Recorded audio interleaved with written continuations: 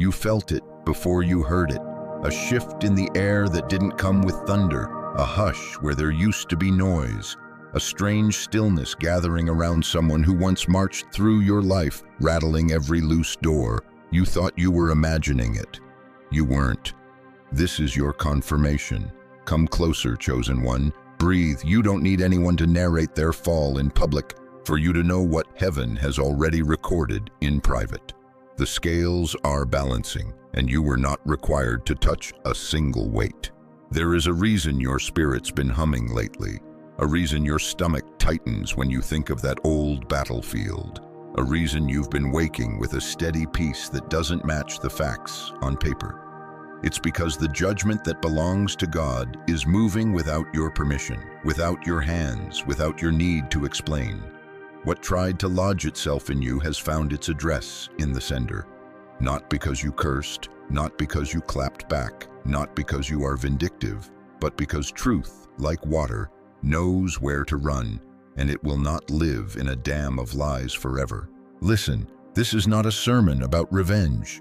I won't hand you a cup of bitterness and call it justice. This is a reminder of reality, the kind that is bigger than algorithms and louder than gossip. There are laws written into the bones of creation. What we speak becomes seed. What we send gathers interest. What we do. In shadow meets light that never fatigues. They wanted a spectacle. Heaven preferred a diagnosis. So the consequence arrived the quiet way. A mind that won't rest. A heart that vibrates with unnamed dread. A body that says no. A mirror that tells the truth even when the mouth cannot.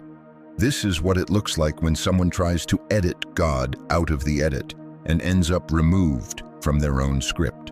You keep wondering if it's wrong to feel relief, if it's unholy to feel the wind change and finally exhale. Hear me, relief is not revenge. Relief is what happens when you stop carrying what was never yours to hold. For a long time you thought your options were scream or shatter. You chose neither. You chose stillness. You chose to walk away from the bonfire they built to roast your name. You chose to water your garden while they rehearsed insults. You chose to be the ground where seeds could live. That wasn't weakness. That was strategy. The kind that comes from a counselor who whispers in the dark, "Peace, be still." And he is here now, not far, not distant, not judging you for the tremble in your hands.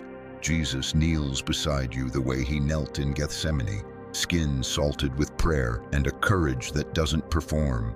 He places one steady hand over your chest and another over your back, making of your body a doorway for breath to travel again. I know, he says, not as a slogan, but as a mirror of your nervous system. I was there when they smiled with a knife behind their teeth. I was there when you swallowed words to protect a peace they came to vandalize. I was there when you held the line and called it love. He prays with you, not as a spectator, but as someone who shares the weight.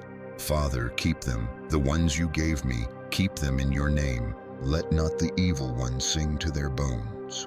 They dug a hole and waited for you to fall in. They lounged on the edge, feet swinging off the cliff, like children certain the ground was their servant. But holes are honest things. They hold whoever leans too far. That's why you sense the silence first, the way storms retreat after the lightning strikes.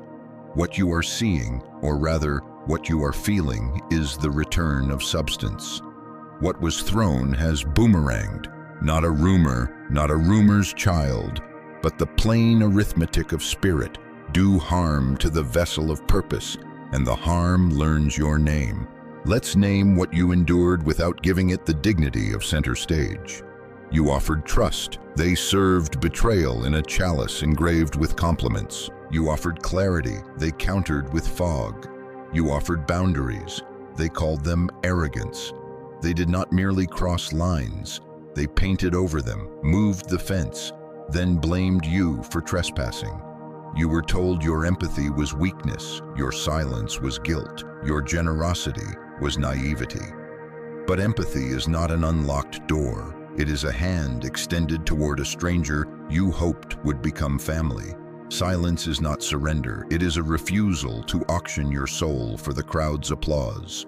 Generosity is not foolishness, it is the faith that love, when planted, blooms in seasons you may never see. And now the garden you tended answers for you. You don't have to. You won't be asked to perform joy or pretend indifference. You are permitted to tell the truth. I survived. Not because they were gentle, but because God was. Not because the fire was fake, but because the water you carried did not evaporate. You want to know why the room feels lighter lately? Because you stopped renting beds to nightmares that never paid. You want to know why your breath feels deeper? Because you no longer practice dying to make others comfortable. You want to know why your eyes look different in the morning? Because resurrection has a way of changing the shape of a face. I won't romanticize what you went through, and I won't minimize what they did, but I will insist on this: the plot cannot end with their shadow. The story is not framed by their sickness. It is framed by your healing. The headline is not "someone is breaking." The headline is "you are whole." Do not measure God's justice by the visibility of their consequence. Justice is not a parade, it is a surgery. It happens in rooms where cameras aren't allowed. It happens in the long, patient corridor between a lie told and the truth learned. It happens in you first. You are the first miracle, the one who didn't turn bitter, the one who refused to build a church around your wound, the one who kept loving in a world that rewards cruelty with followers. If you must picture anything, picture this: Jesus at your table, sleeves rolled, palms open, praying, not against them, but for you. He blesses your food with the same mouth that calmed storms. He names you kept, sealed, sent. He traces peace on your forehead, the way a mother smooths the hair of a child who's learned the hard alphabet of grief too young. He does not talk about your enemies. He talks about your future. We have work, he says, and you feel your shoulders lower as if the words themselves massage them. We have people to lift, songs to sing, dreams to rescue from the basements of fear. We have mercy to release like doves from your chest. This is the moment where you decide, again, that your power is not reaction, but alignment. You won't monitor their decline like it's a series with weekly episodes. You won't build your joy on their losses the way they built their ego on your pain. You will bless your own house. You will put your hands on your own head and declare what heaven has already archived. I am preserved. I am not a quarry for anyone's hunger. I am not a stage for anyone's mask. I am God's, and God keeps what is His. Let the record show you are not naive. You are chosen. There is a difference. Naivete ignores evil and is surprised when it bites. Being chosen recognizes evil, refuses to become it, and lives anyway. Being chosen means your glow disturbs moths and guides ships. It means misunderstanding will sometimes trail you like a stray dog, and yet you will not throw stones to quiet it. It means protection looks ordinary: closed doors, delayed calls, misaligned schedules, until hindsight reveals the choreography of angels. So stand here with me at the edge of this new chapter, not to watch anyone fall, but to watch yourself rise without apology. Take this breath like medicine. Take this moment like bread. Let your spine remember dignity. Let your mouth remember blessing. If you need a sign, consider this the sign. You didn't lose, you were led. You weren't rejected, you were redirected. You weren't abandoned, you were adopted, again, by the future God wrote before your enemies learned to spell your name. And if the old ache stirs and asks for a eulogy, give it gratitude instead. Thank you for teaching me the limits of my tolerance. Thank you for proving the worth of my boundaries. Thank you for pushing me into the arms I should have chosen sooner. Then release it. Let it find the ocean. Let it learn salt and secret and silence. You are not what happened to you. You are what healed in you. And the one who prays beside you tonight will pray beside you tomorrow and the day after, until prayer itself becomes the way you breathe. Welcome back, chosen one, not to a battlefield, but to a garden you didn't abandon. The air is different because you are. The room is quieter because peace moved in and changed the locks. Take your seat, eat your bread, lift your head. This is not revenge, this is reality, and reality at last is on your side. If this message spoke directly to your spirit, it's your moment to claim it. You are not here by accident. You are here because you are chosen. Your light, your journey, your survival is proof that heaven has marked you for greater things. Declare it boldly in the comments so the universe and every dark force knows where you stand. Write 999 as a sign of divine alignment and breakthrough and type "I am chosen ones" to seal your identity with power. Let your words be your confirmation, your public testimony, and your victory cry today. See, chosen one, energy has never been fooled by appearances. It doesn't care about filters, perfect smiles, or staged victories. It doesn't measure by the applause of the crowd. Energy reads intent. Every word whispered behind your back, every sly move cloaked in kindness, every dagger wrapped in silk, heaven saw it, and energy kept the receipt. You may not have seen the bill come due, but trust me, it's being paid in full. Think of it like this: betrayal is a seed. When planted, it doesn't sprout immediately. It burrows, unseen, drawing from the soil of intention. For a season, it looks like nothing has happened, but the roots spread quietly, and one day, sometimes years later, the stalk shoots upward, and suddenly everyone can see what was buried in the dark. This is the hour of harvest, not for you, but for them. What they sowed, they now eat, and the meal tastes nothing like the banquet they imagined. It's bitter, metallic, curdled with the very poison they once served you. The Psalms whisper it like a prophecy. They dug a pit for me, but they themselves have fallen into it. Psalm 57:6. That's not just poetry, that's a law, a divine symmetry. You can call it karma, consequence, or spiritual justice. It doesn't matter, it's the same truth. The trap designed for your feet has become their own prison. And the most haunting part? They know it. That strange silence around them, the way their energy feels heavier when you cross paths, the subtle panic leaking from their eyes, that's recognition. Not confession, but recognition. Deep in their bones, they understand. What I poured out is pouring back. Don't misunderstand, beloved. Your calling as a chosen one doesn't make you a magnet for harm because you are weak. No, you are a beacon, a torch lit in the valley. And while that light warms and guides those who are seeking, it also draws the moths. Those fluttering spirits of envy, suspicion, and fear can't resist it. Your peace offends their chaos. Your faith irritates their doubt.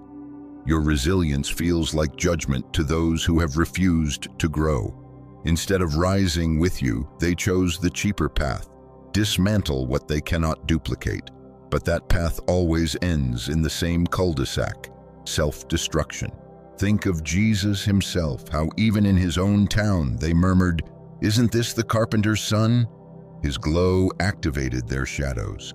His miracles provoked their jealousy. His words unsettled their pride. Light doesn't only attract admiration, it attracts attack. And you, walking in your own divine assignment, are experiencing a shadow of his story. If they rejected him, why should you be surprised when they can't stomach you? Now here's the part that frees you. You don't have to chase receipts. You don't have to prove who you are. Heaven already stamped you sealed. The energy already circled back. Your only job is to keep walking, to keep shining, to keep healing. Every step you take forward stretches the distance between you and their chaos. Every prayer you breathe widens the gap between your peace and their panic. And when the thought creeps in, why me? Why do I always attract this? Remember this: iron only sharpens iron when it's struck. Diamonds only reveal their brilliance under pressure. Gold only gleams after fire. You are not cursed, you are chosen. And being chosen means being tested, not because God wants you broken, but because he knows you're unbreakable. So rest. Let them eat the meal they cooked. Let them sip the bitter broth they brewed. You don't have to watch. You don't have to celebrate. Just know, justice doesn't always roar like thunder. Sometimes it whispers through sleepless nights, through test results that don't add up, through fatigue that laughter can't mask. And in that silence, heaven is saying to you, see, beloved, you are protected. You are preserved. You are mine. What they meant for harm has turned into your evidence. What they thought would break you has become the stage for your rise. What they hurled against you now echoes back at them, heavy, undeniable. And still you keep shining. Still you keep rising. Still you keep walking with the one who prayed for you before you even knew you needed protection. This is the law of energy. This is the symmetry of spirit. This is the quiet justice of God. They won't tell you, chosen one. They won't confess it to their circle. They won't whisper it into the phone late at night. But their silence is already saying everything. Something is unraveling inside them, quietly, painfully, persistently. It isn't just fatigue. It isn't just stress. It isn't even just illness. It's a collapse that began the moment they decided to aim their shadows at your light. Listen closely. You don't need binoculars to see this. You can feel it. That intuition of yours, that stirring in your chest you can't shake. It's confirmation. Their body is turning into a battlefield. Doctor visits that offer no answers. Symptoms that flicker in and out like faulty lights.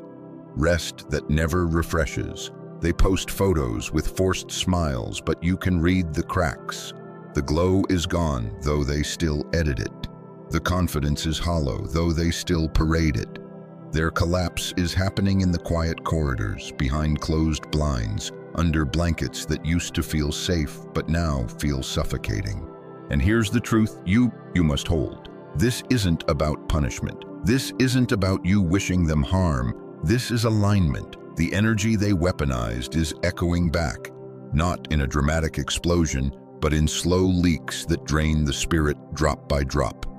Their silence is shame. Their smile is camouflage. Their health is betraying the lies their lips still protect. Jesus kneels beside you even now. He doesn't point at them, he points at you. He says, see, you didn't have to fight. You didn't have to curse. You didn't have to pick up their weapons. I was your shield. When you chose stillness instead of retaliation, you weren't just avoiding conflict. You were stepping under his covering. And while they scrambled to keep their mask intact, heaven was reinforcing yours with light. That's why you're here, breathing differently, standing differently, sensing differently. You were carried through a storm you never saw in full, because he prayed you through it. Imagine it, their harm was thunder, but your protection was silence. Not absence, but strategy. The kind of silence that doesn't surrender, but surrounds you like a fortress. And in that fortress, Jesus prayed. He prayed the way he prayed in Gethsemane, sweat like drops of blood, words shaking the heavens. Father, keep them, guard their peace. Do not let the evil one snatch them. Those prayers became your armor. That's why you're still here, whole enough to heal, awake enough to notice, strong enough to rise. Meanwhile, they are rehearsing their denial. I'm fine, they insist, though their nights are restless. I'm thriving, they claim, though their body is whispering treason. Every test, every unexplained ache, every spike of fear in the dead of night is a receipt stamped by the universe. You don't need to gloat. You don't need to expose them. Their own nervous system has already testified. And here's the most haunting part. They know. Maybe not with words, but with dread. Deep down, they know this isn't random. They feel it when they pass a mirror, and their eyes don't shine the way they used to. They feel it when they wake with heaviness no caffeine can lift. They feel it when they look at you, whole, grounded, alive, and realize their collapse started the moment they aimed at you. So hear me, beloved, don't question your worth. Don't second-guess your survival. You were never weak for walking away. You were wise. You were never naive for keeping silent. You were protected. And now their unraveling confirms what heaven already whispered. You were covered all along. What you're witnessing isn't revenge, it's revelation. It's the truth stepping out of the shadows. It's the evidence of God's hand moving in real time. And as they hide their breaking, you are invited to keep healing. As they drown in silence, you are called to sing. As their body caves under the weight of guilt, yours is learning again what it means to stand free. So lift your head, chosen one. Their downfall is not your delight, it's your validation. You don't rise because they fall. You rise because heaven always intended you to. And no mask, no betrayal, no sickness aimed in your direction was strong enough to rewrite your story. Let their silence be their confession. Let their unraveling be your confirmation. You are protected. You are preserved.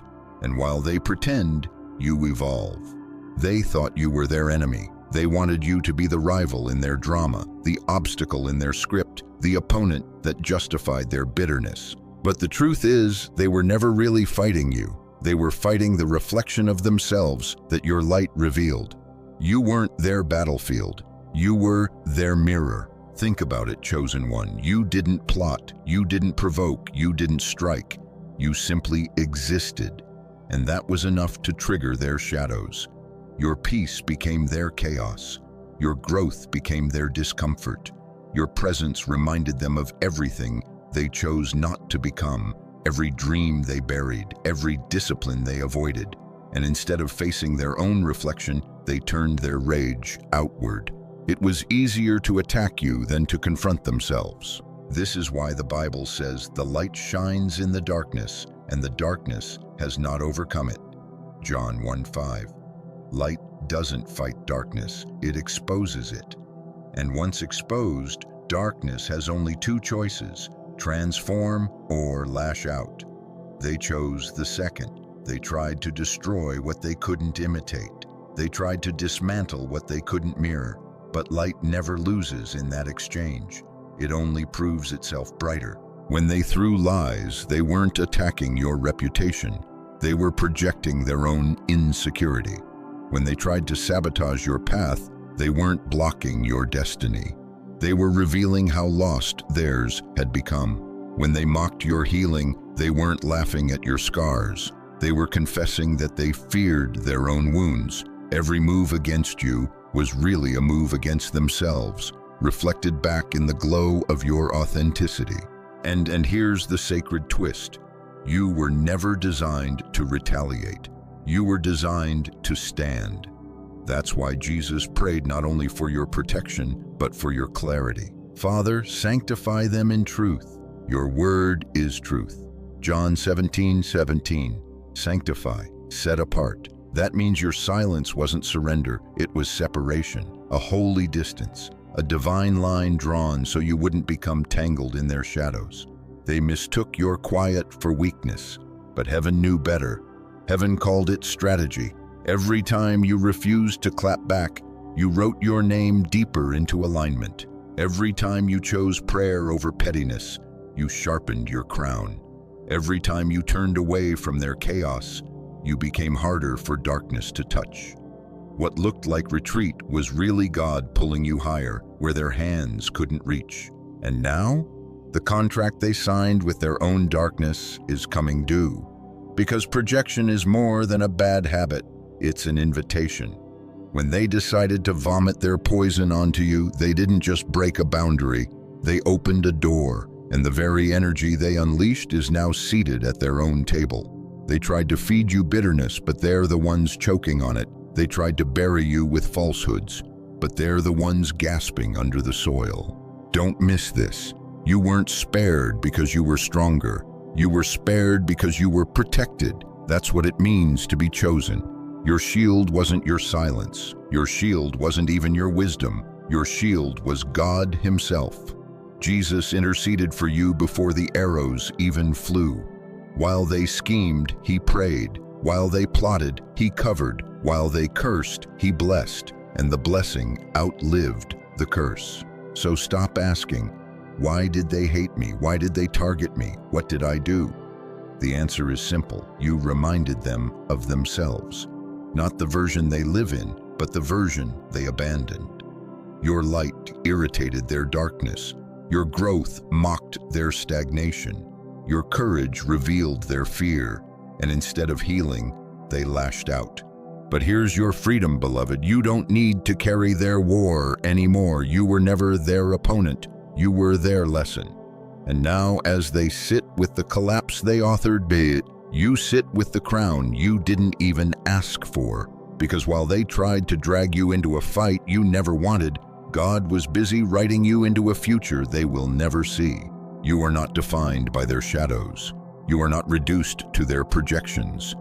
You are not chained to their downfall. You are chosen, and chosen means set apart, not for battle, but for destiny. And destiny is louder than gossip. Destiny is stronger than sabotage. Destiny is immune to lies. So lift your head. You didn't win because they lost. You won because you refused to lose yourself. Their reflection broke them. Your reflection rebuilt you. That's the difference. That's the evidence. That's the reason heaven calls you chosen. They thought they were clever, chosen one. They thought serving betrayal with a smile, offering sabotage disguised as concern, sprinkling poison into your peace would leave them full and you empty. But what they never understood is this: every action is a meal. Every intention is an ingredient, and the dish they cooked for you is the dish they now must eat themselves. Picture it clearly. They set the table with gossip as appetizers, deceit as the main course, manipulation as dessert. They stirred jealousy into the sauce, laced bitterness into the bread, poured arrogance into the cup. They smiled while handing you the plate, certain you would choke on it. But you, guided by heaven, pushed it away. You didn't taste it, not because you were blind to it, but because God whispered, "Do not eat what I did not prepare for you." And now, that same meal is set in front of them. Only this time there's no performance, no audience, no applause. Just them and the plate. The very poison they brewed has curdled in their own bloodstream. The bitterness they meant for you now burns in their veins. Their lies ferment like spoiled wine, leaving a sickness no doctor can name. Their laughter has soured into silence. Their appetite for control turned into nausea they can't explain. This is why Proverbs tells us, whoever digs a pit will fall into it. If someone rolls a stone, it will roll back on them. Proverbs 26:27. That isn't metaphor, that is law. The stone they pushed with such effort, waiting to crush you, has slipped their grip and crushed their own foot. The gallows Haman built for Mordecai became his own noose. The hardened heart of Pharaoh became his own downfall. History is full of warnings, but pride always thinks it's the exception. Let's make it plain. They didn't just make a mistake, they made a recipe. They combined pride, envy, and cruelty, baked it in the oven of ego, and served it to you with confidence. But energy doesn't forget ingredients. It delivers every plate back to the chef, and the serving size is never fair. It always comes with interest. You don't need to gloat over it. You don't need to lick your lips while they choke. That's not who you are. This isn't about revenge. It's about revelation, about finally seeing what happens when darkness is stirred too long in the pot. You, beloved, are the proof that the meal didn't work. That's why you're still standing, stronger, brighter, healed. That's why your silence was louder than their laughter. You didn't digest their poison. You grew gardens instead. And here's the hidden grace. Even as they unravel, you are reminded that you were never designed to fight in their kitchen. You were called to sit at a different table, the table Jesus sets. You prepare a table before me in the presence of my enemies. Psalm 23:5. That's not just a verse, that's your life. While they served you poison, God served you peace. While they stirred chaos, God poured you calm. While they feasted on lies, you dined on truth, and truth never curdles. So let them eat. Let them swallow the bitterness they tried to disguise as honey. Let them sip from the cup they filled with deceit. You don't have to lift a finger. The universe is balancing itself. The Father is writing justice into the script, and your role? To keep rising, keep healing, keep shining. Because here's the prophecy. Their collapse isn't your victory, it's your confirmation. And your survival isn't just a survival, it's a testimony. What they meant to feed you death has only proven that you were never hungry for their poison to begin with. You were always chosen for a higher feast. So rest, chosen one. Eat from the table of peace. Drink from the cup of grace. What they cooked is theirs now, and it will not leave their system until they face the truth they refuse to swallow. You've probably asked yourself more than once, why me? Why do I keep attracting people like this? Why does my presence stir storms in hearts I never tried to hurt? Let's answer it plainly, chosen one. It's not because you're cursed. It's because you're luminous. Light doesn't just draw admiration, it also draws moths. And your glow, your peace, your steady walk with heaven is both a comfort to the broken and a terror to the corrupt. Your very existence unsettles those who've made chaos their god. Your calm disrupts their drama. Your healing reminds them of their wounds. You are a mirror, and not everyone is ready to see themselves reflected with such clarity. That's why jealousy slithers in their veins when you walk in a room. That's why they plot against you, even though you offered nothing but kindness. It was never about what you did, it was about who you are. Jesus himself was no stranger to this. In Nazareth, his own neighbors scoffed, "Isn't this the carpenter's son?" They couldn't celebrate his miracles because his light revealed their unbelief. His very presence stirred envy in the priests and rage in the leaders. And yet, he never dimmed his glow to keep their comfort intact. He walked forward in his mission, knowing rejection was part of the proof that he was chosen. You, beloved, are walking in that same pattern. Your energy makes people curious. Some are drawn and healed by it. Others are unsettled and try to dismantle it. But here's the divine truth. They can't dismantle what heaven constructed. They can't sabotage what God sealed. They can't bury a seed he himself watered. You weren't just built strong, you were built protected. That's why every trap failed. That's why every whisper dissolved. That's why every arrow bent itself in midair. So let's flip the script. Instead of asking, why do I attract this? Begin asking, why am I so powerful that darkness notices me at all? Because that's what's happening. Darkness doesn't waste time on what doesn't threaten it. The fact that you've been targeted is confirmation that your very being carries weight in the spirit. You aren't random. You aren't average. You are marked with light, and light has consequences. But here's the beauty. Their jealousy does not diminish your calling. Their envy cannot infect your essence. At most, it reveals the truth. They saw something holy in you, and it scared them.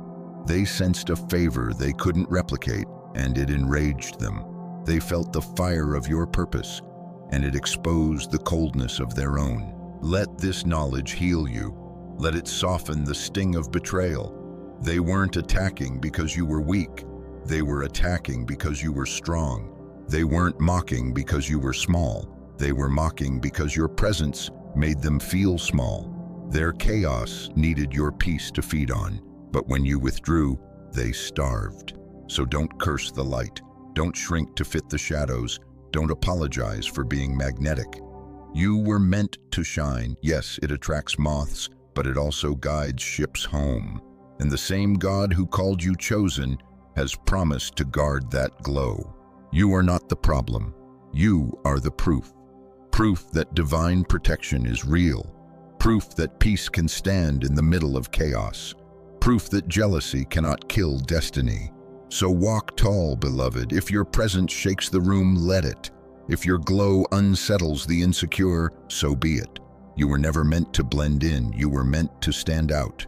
And those who can't handle the light, they'll fall away, not because you pushed them, but because they cannot breathe in the atmosphere you carry. You don't need to chase them. You don't need to explain yourself. You don't need to convince anyone of your worth. You only need to remember this: you are chosen, and chosen ones shine even when the world wishes they wouldn't. So next time the question rises, why me? Answer it with courage, because I am light, because I am marked, because heaven trusted me with a glow that darkness cannot stand. Masks can only last so long, chosen one. No matter how carefully painted, no matter how many filters are layered on, the cracks always bleed through. And right now, one of your former enemies is living behind a mask that is collapsing under its own weight. They still post their pictures, they still laugh too loudly, they still act like everything is fine. But energy doesn't lie, the body doesn't lie, and heaven never lies. Look closer, no, not with your eyes, but with your spirit. That smile, it's stretched too thin. That glow, it's artificial, like light bulbs flickering before they burn out. That laugh, it echoes hollow, rehearsed for the audience, but empty backstage. They wanted the world to believe they had moved on, that they were thriving, that nothing could touch them. But behind the curtain, the truth is louder than their performance. The mask is cracking, and every forced "I'm fine" is leaking the truth they swore they'd never admit. They once made deception an art form. They played the part of the strong one, the untouchable one, the happy one. But here's the reality. When your soul is rotting from the inside, no performance can keep the audience fooled forever. The nervous system eventually testifies. The eyes betray the mouth. The body starts whispering the truth. I'm breaking. I'm exhausted. I'm sick. And the more they pretend, the heavier the mask becomes until it suffocates them. This is where pride meets its own consequence. They'd rather collapse in silence than confess they were wrong. They'd rather choke on guilt than humble themselves with truth. So they keep performing, keep pasting positivity over panic, keep showing up to the stage of life even as their knees shake and their heart races. But every act has an intermission, and theirs is coming.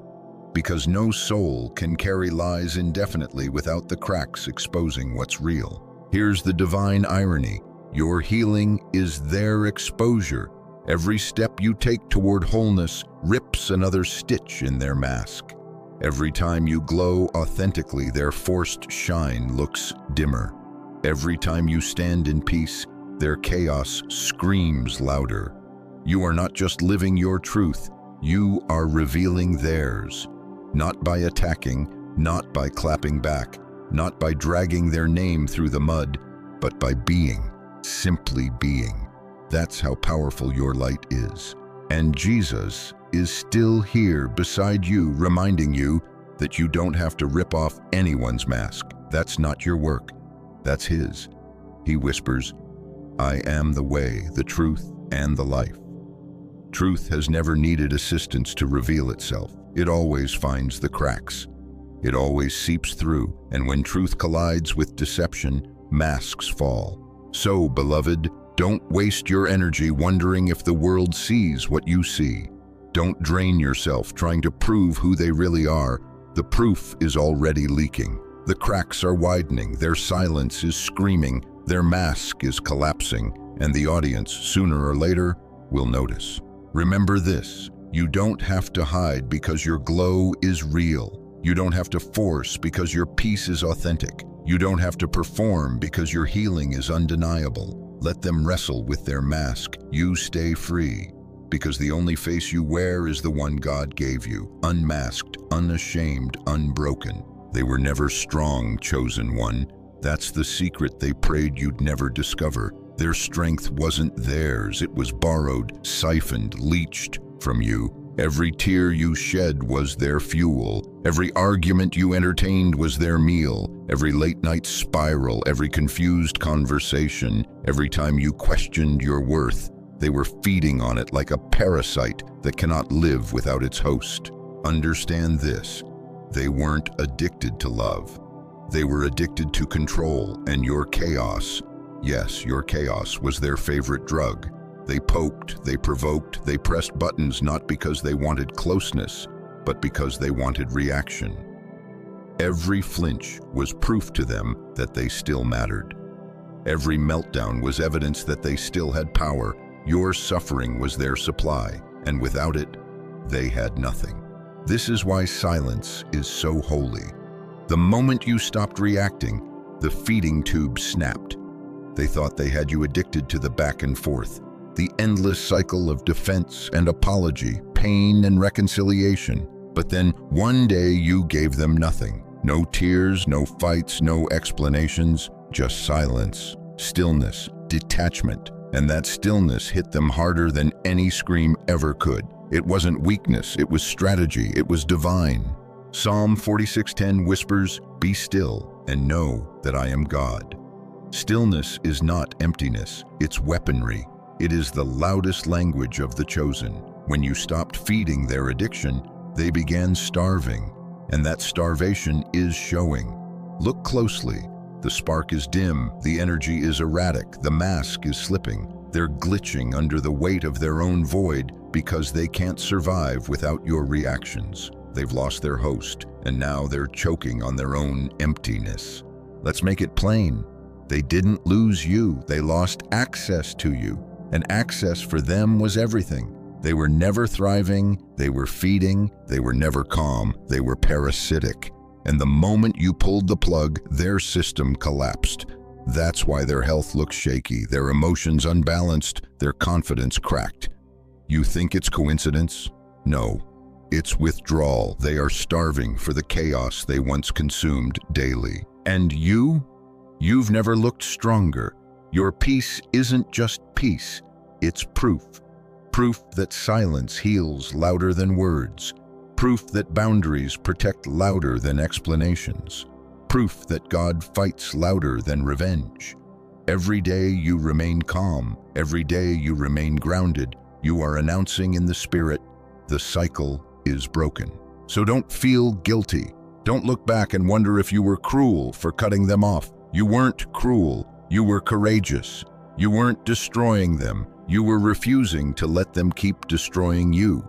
That isn't betrayal, that's survival. That's obedience to the God who whispered, "Do not throw your pearls before swine, or they will trample them under their feet." Matthew 7:6. Your silence is not emptiness, it is a declaration. It is you saying, "My energy belongs to healing, not to chaos.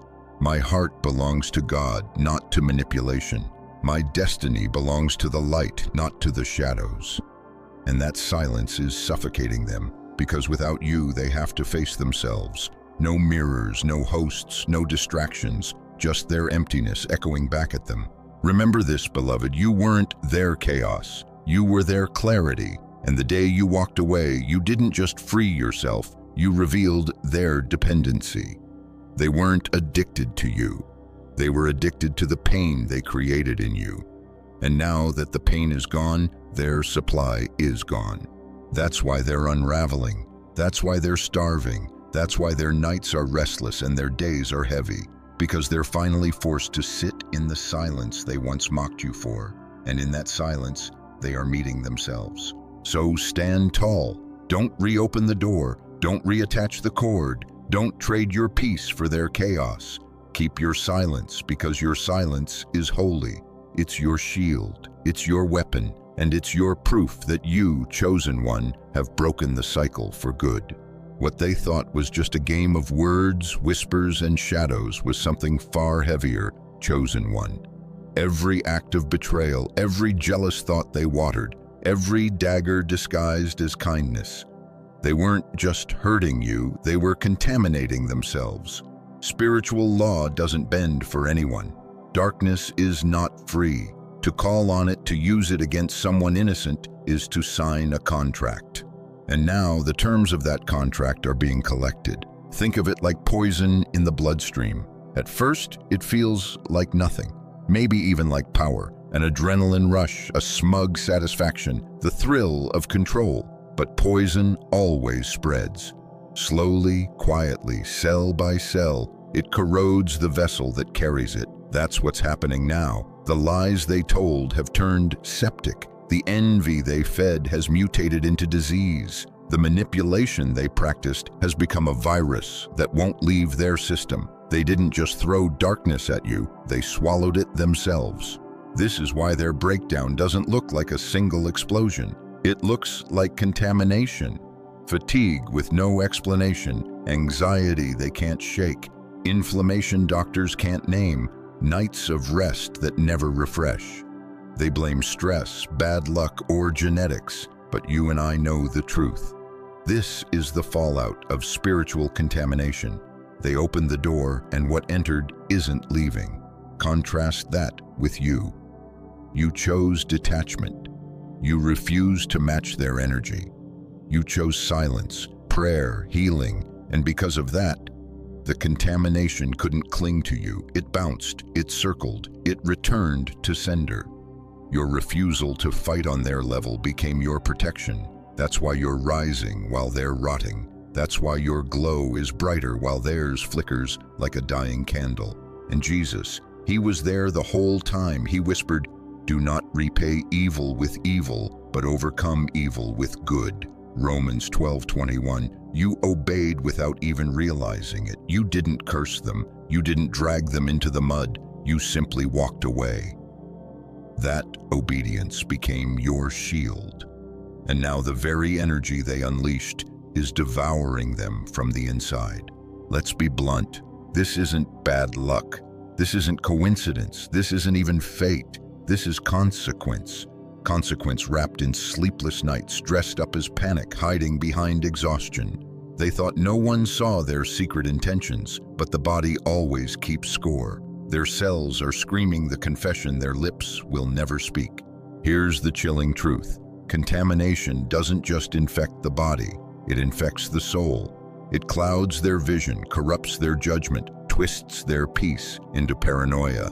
That's why they feel heavier now, colder, harder to recognize. They're not just sick, they're occupied by the very energy they invited in. And until they confess, until they clean, until they choose truth, they'll stay contaminated. But you don't need to worry. What tried to poison you has become your proof. Every breath you take in peace is a testimony that you were never theirs to break. Every step you take forward is a reminder that contamination cannot cling to a vessel God has already purified. Your healing is their exposure. Your growth is their judgment. So hold steady, beloved. Let their contamination run its course. You don't have to intervene. You don't have to expose them. You don't have to wish them harm. Energy already cashed the check. Spiritual law already balanced the scale. Your only assignment is to keep walking in light. Because in the end, their contamination is not your curse. It's their mirror.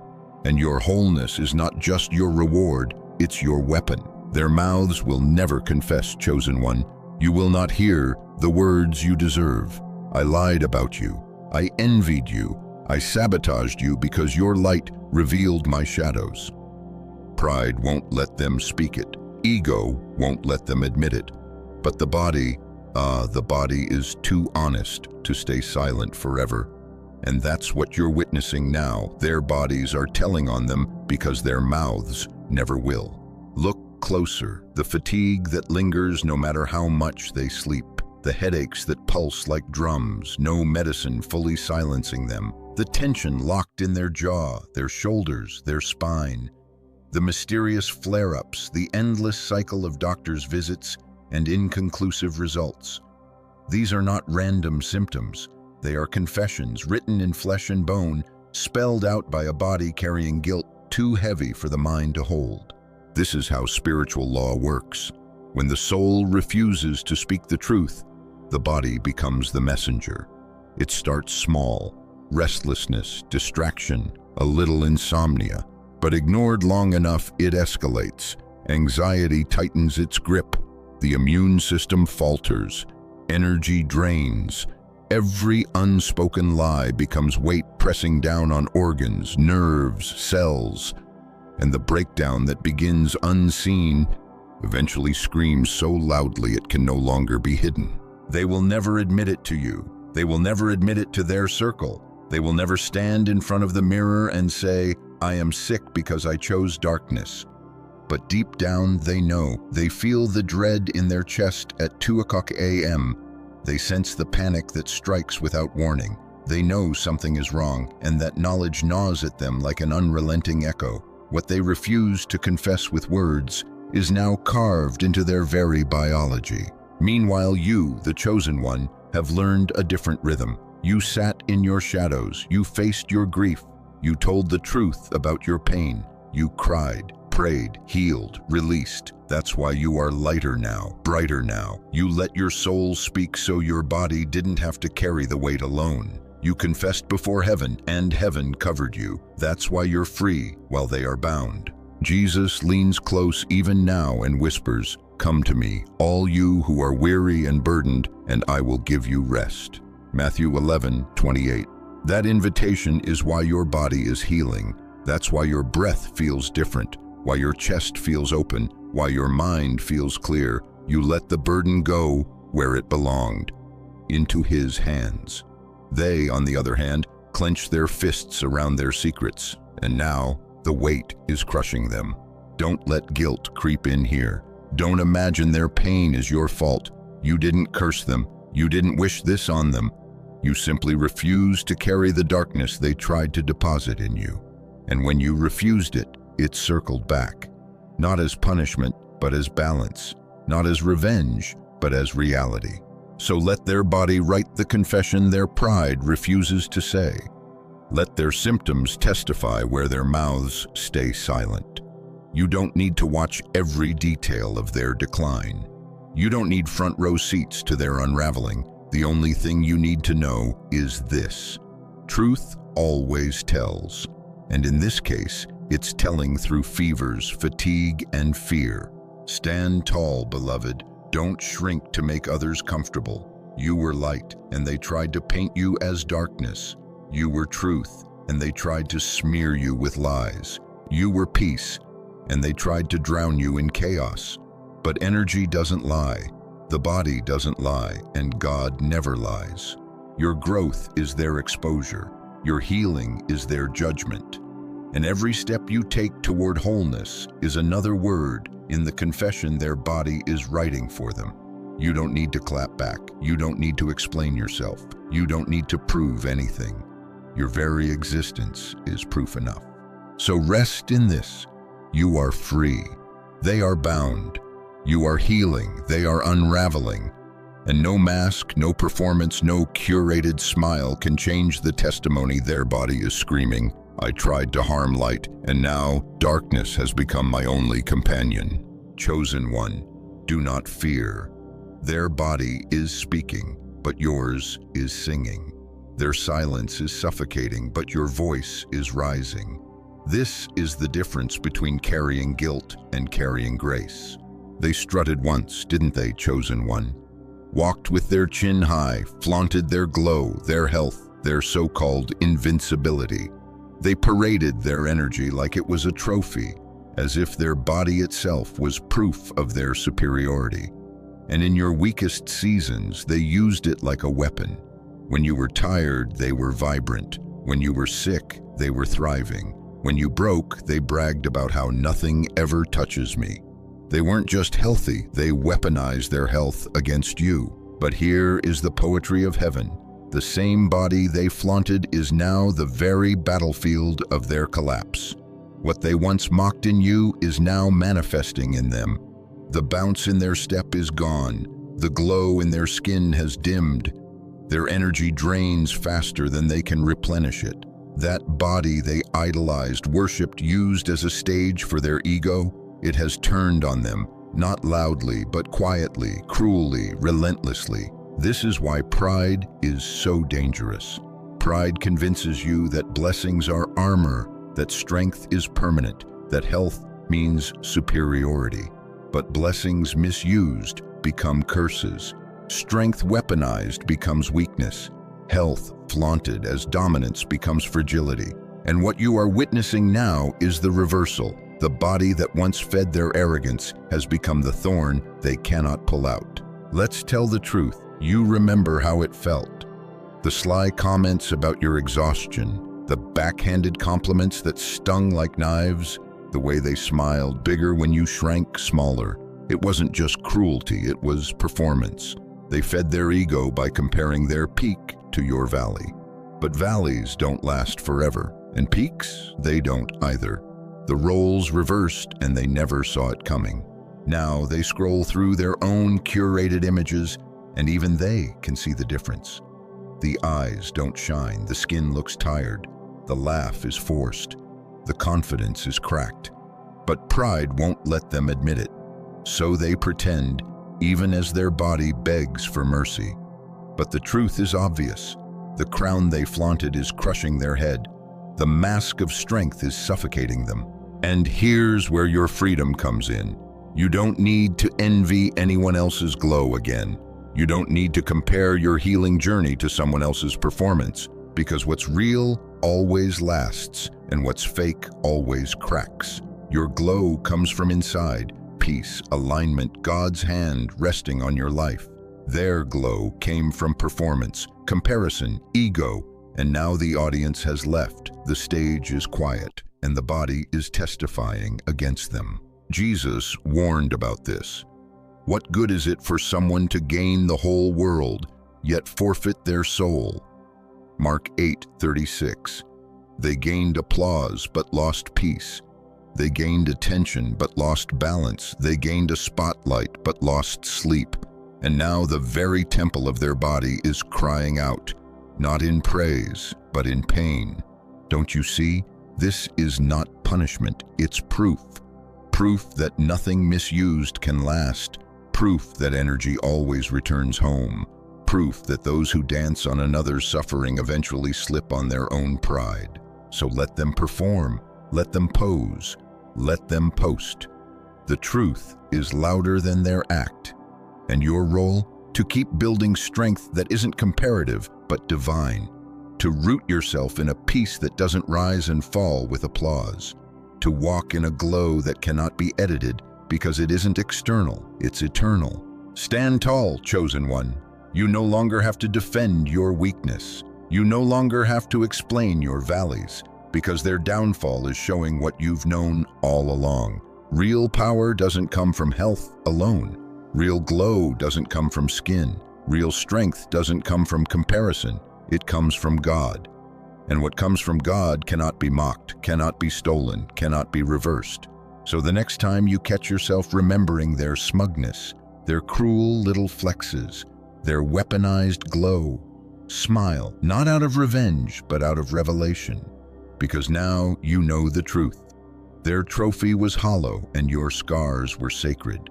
And scars, beloved, outshine trophies every time.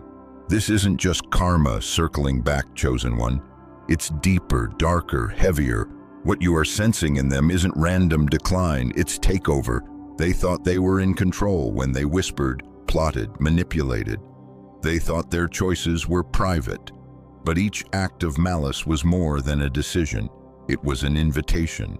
They didn't know it, but they were opening doors. And now something has walked through and it isn't leaving. You've felt it, haven't you? That strange heaviness when their name crosses your mind, that shift in the atmosphere around them. It's not just fatigue, not just stress. It's presence. The very energy they unleashed against you has become their own resident. At first it looked like power. They laughed harder, they posed bigger, they strutted louder. But over time, the performance soured. Their joy began to sound forced, their confidence brittle, their laughter hollow. Because the guest they welcomed is feeding off them now, draining them piece by piece. This is how the spiritual world works. Every cruel word, every shadowy thought, every dagger aimed at an innocent heart becomes currency. And when it's spent, something answers. Just ask Saul. The moment he rejected God, a tormenting spirit entered, and his peace left him. He still wore the crown, still held the throne, still looked the part, but inside, he was being eaten alive. That same pattern repeats itself now. The crown they flaunted is corroding, the mask they wear is suffocating, the laughter they used as a shield is cracking into silence. They are no longer fully themselves. Look closely and you'll see it. The eyes that once mocked you look vacant. The tone that once dripped with confidence now trembles. Their focus is scattered, their emotions unbalanced, surrounded by people yet isolated, smiling in public but collapsing in private. That isn't coincidence, it's occupation. Their spirit no longer owns the space it once did. What they invited in is running the show. And here's the chilling truth. They know. Maybe they don't have the language for it. Maybe they tell themselves it's stress or burnout or hormones, but deep down their soul feels the eviction. They sense the hollow, the gnawing, the constant unease.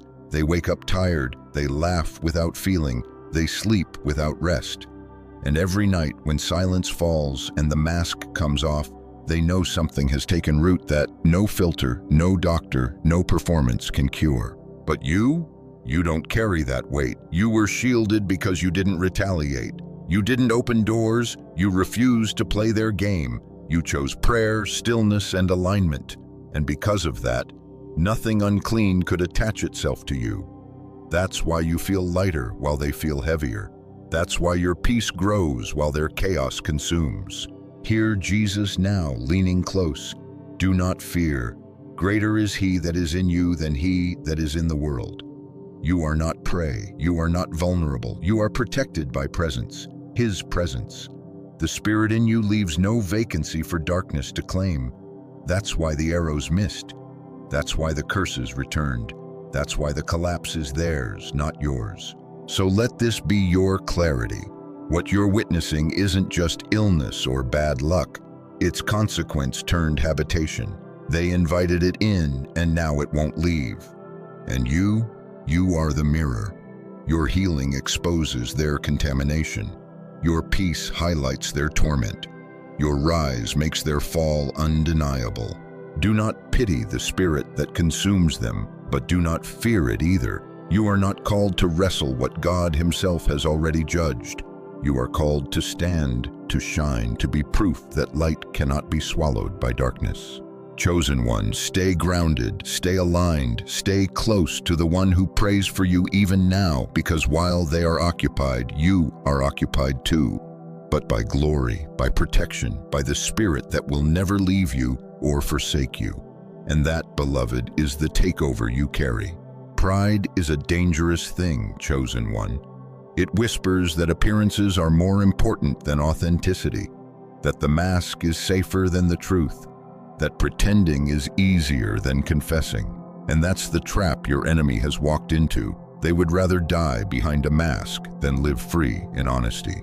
Look at them closely, not with the eyes in your head, but with the eyes in your spirit. The smile is rehearsed, the posture is stiff, the laughter is too loud, the timing just a little off.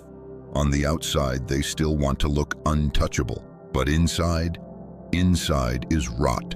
Inside is collapse. Inside is a wound that festers every time they choose pride over truth. Pride is poison. It convinces you that saying I was wrong is death.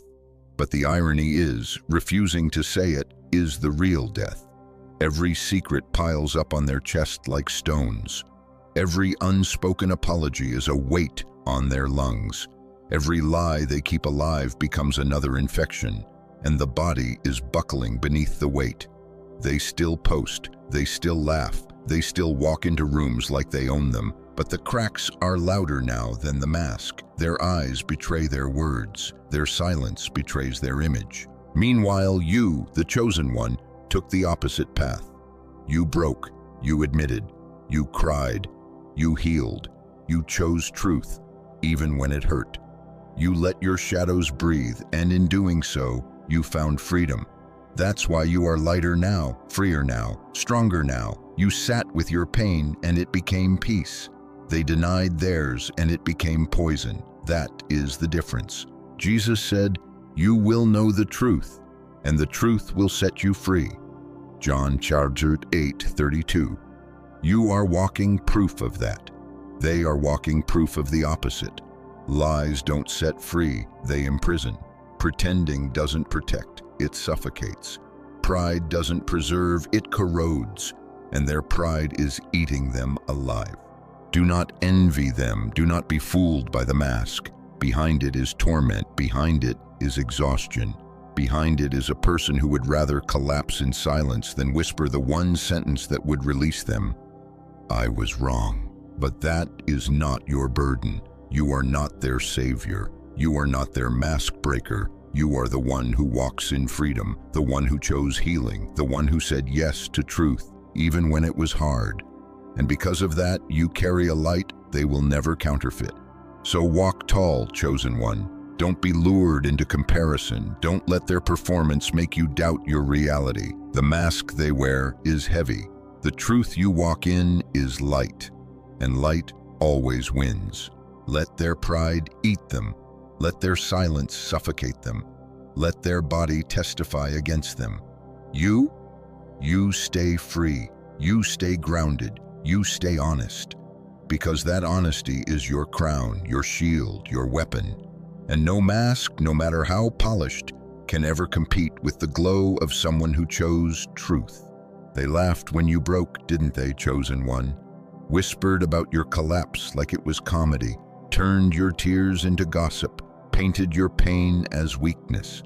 When you were fighting for your sanity, they smirked as if your struggle was entertainment. They mistook your valley for your burial. They thought your breakdown was the proof they were better, stronger, untouchable. But what they didn't know is this: your collapse was never destruction. It was transformation. Pressure doesn't destroy diamonds, it reveals them. Fire doesn't kill gold, it refines it.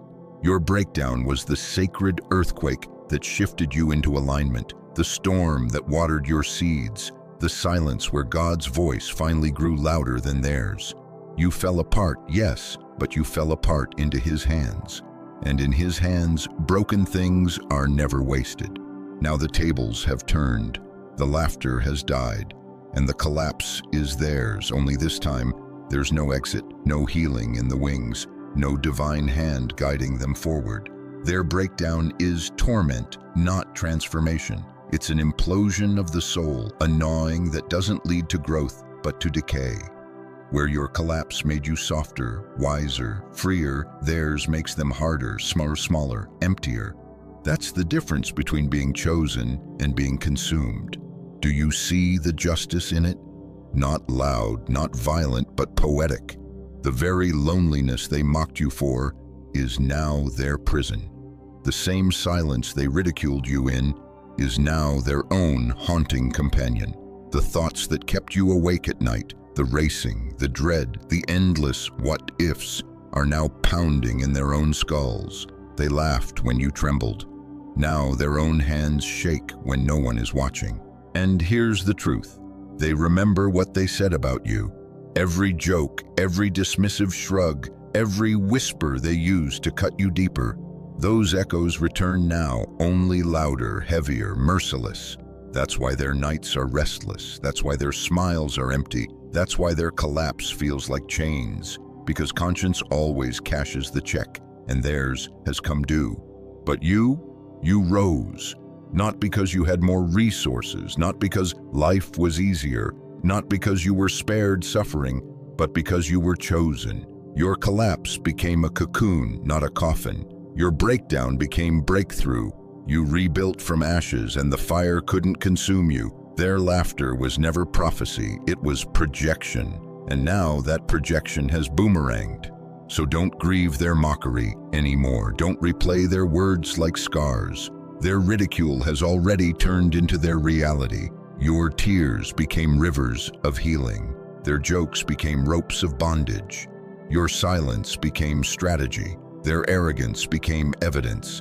And what you carry now, peace, clarity, resilience, is louder than any laugh they ever threw at you. Chosen one, remember this: your pain was never weakness. It was the soil of your becoming. And their laughter was never power. It was the confession of their emptiness. Now the emptiness is swallowing them, and the fullness is rising in you. That is divine reversal. That is poetic justice. That is why heaven calls you chosen. What was once their favorite sport, chosen one, mocking your pain, feeding off your chaos, has now become their prison. They thrived when you were broken because your struggle was their supply. But now that you are healed, they are starving. And the silence they once laughed at has become the silence that haunts them. This is the hour of reversal. They wake up tired, not because they labored, but because their spirit wrestled all night with guilt. They smile for the cameras, but behind closed doors, their thoughts scream louder than applause. Their bodies are failing, their minds unraveling, their emotions fraying thread by thread. And yet, their pride refuses confession. They cannot admit what you already know, that their sickness, their torment, their endless fatigue is not random. It is residue.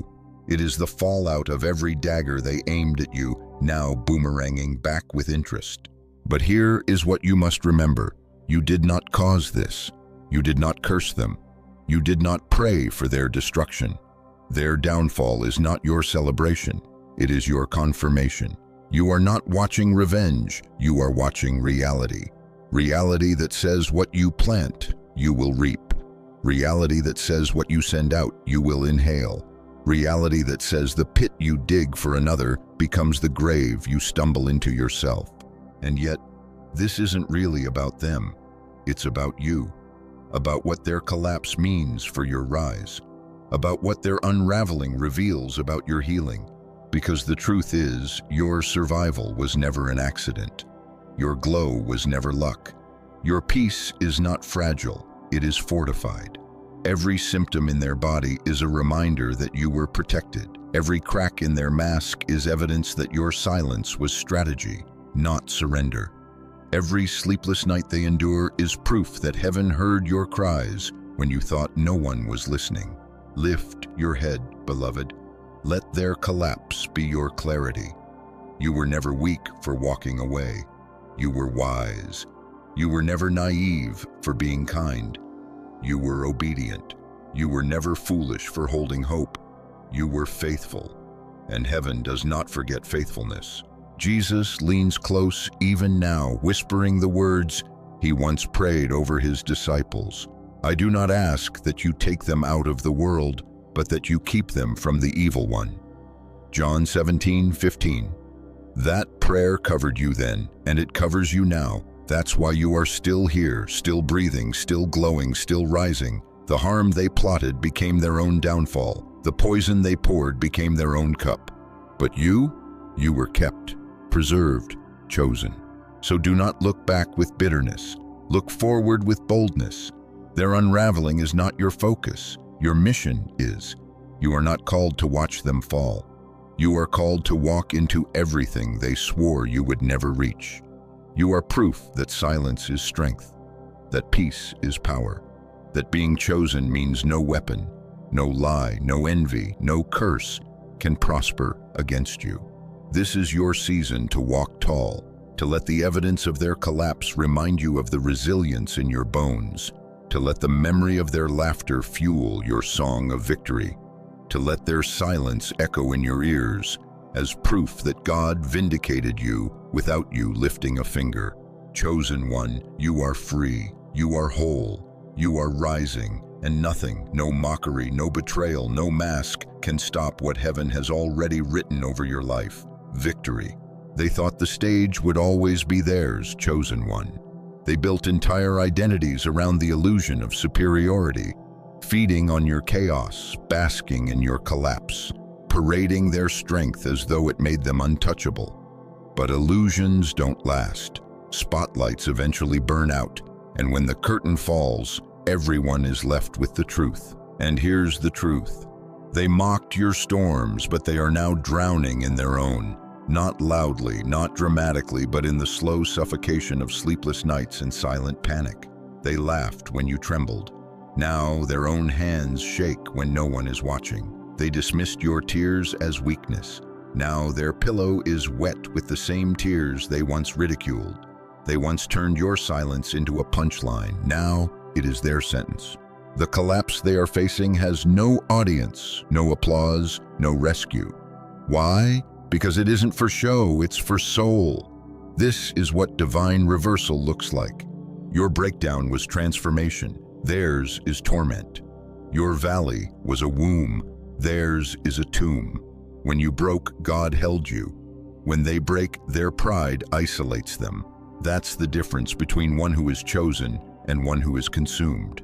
And isn't it poetic? The very silence they weaponized against you is now the silence that suffocates them. The loneliness they mocked you for is now the loneliness that haunts them. They thought your valley was proof of their superiority, but now they know your valley was training. And theirs, it is reckoning. Let's be real. They remember every word, every sneer, every joke, every whisper they launched against you now echoes in their mind. It circles at 2 a.m., louder than their forced laughter, heavier than their curated confidence. They can't outrun it, can't outpost it, can't outsmile it. The memory of their cruelty is now their companion. That's why they're restless. That's why their glow is gone. That's why their collapse feels endless. But you rose. Not because you were spared pain, but because you embraced it. You let it refine you. You turned your breakdown into breakthrough, your wounds into wisdom, your scars into songs. That's why you shine now. Not with the brittle brightness of performance, but with the steady glow of survival. Your healing became the mirror that exposes their sickness. Your peace became the proof that their chaos could never consume you. Remember this, beloved, you don't rise because they fell. You rise because you were always meant to. Their downfall is not your victory. It is your validation. It confirms that no weapon formed against you could prosper, that every tongue that rose against you in judgment was condemned by its own fruit. So stand tall. Do not waste your gaze on their collapse. Fix your eyes on your calling. Their storm is their own. Your path is sacred. Their silence is their prison. Your voice is your power. Their downfall is their echo. Your rise is your destiny. Chosen one, walk forward. Let their collapse fade into the background noise it was always destined to be. Because your story isn't about them, it's about you. Anointed, preserved, radiant, chosen.